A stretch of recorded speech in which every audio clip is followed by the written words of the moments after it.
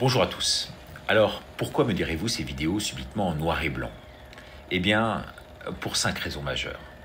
Tout d'abord, pour changer un peu d'atmosphère. C'est vrai que vous me voyez tous les jours, et il est bon de changer peut-être un peu de cadre.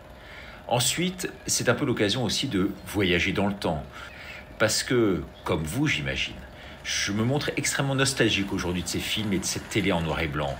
De ces films de l'époque de ma grand-mère, bien sûr, qui nous plongeaient dans une atmosphère tout autre, où l'on rêvait encore en regardant le petit écran, ces séries, ces concerts, ces premiers pas sur la Lune.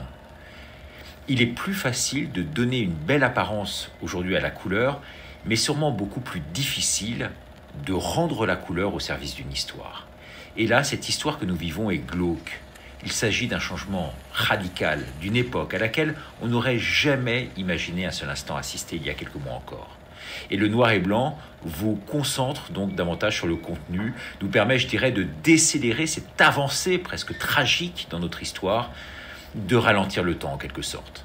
En plus, cela vous permet de vous offrir moins de distractions et donc un meilleur équilibre entre les zones d'ombre et de lumière explicatives de ce monde devenu aujourd'hui totalement fou.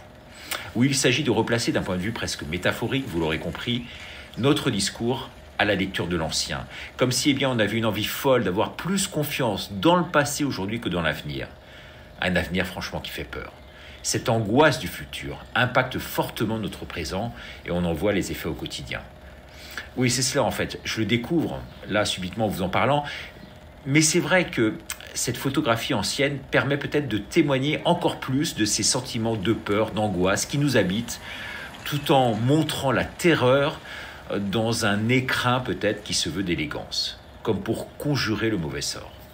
Et puis peut-être dernière chose, derrière ce côté, je dirais un peu rétro, vintage, c'est aussi comprendre que dans ce monde dématérialisé, fait d'écrans et de connexions, ce qui doit primer aujourd'hui, c'est le contenu et non le contenant.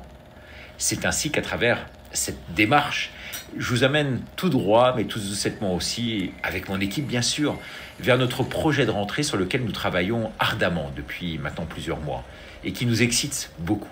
Et ça, vous verrez. Merci beaucoup, à demain et surtout, portez-vous bien.